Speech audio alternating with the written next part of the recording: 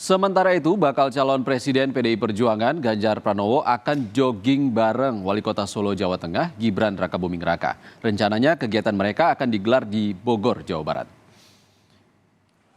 Jogging bareng Ganjar Gibran akan diikuti relawan dan simpatisan Ganjar. Namun Ganjar belum mau merinci siapa saja tokoh politik yang akan ikut serta. Ganjar juga mengajak seluruh warga yang ingin ikut serta olahraga bareng Ganjar dan Gibran di Bogor pada Sabtu 22 Juli mendatang. Sama Mas Gibran di mana Bogor.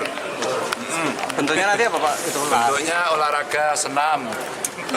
Enggak sih mau olahraga, lari kecil, jalan sehat aja saya. Pokoknya siapa aja Pak? Yang hadir selain Mas Gibran yang mendampingi dengan Saya, Mas Gibran, dan banyak orang. Lu tenang kok, besok mau ikut boleh? Mas Alam ikutnya akan seperti apa Pak? Enggak tahu ya, enggak tahu. Aku selimiran terus ya, tadi sama anakku tak tekunin nang ngendi, dia di Solo ternyata tadi malam ikut acara kirap. Tadi tak tanya masih di Solo, udah di Jakarta gitu. Dia lagi sibuk karena lagi libur kan.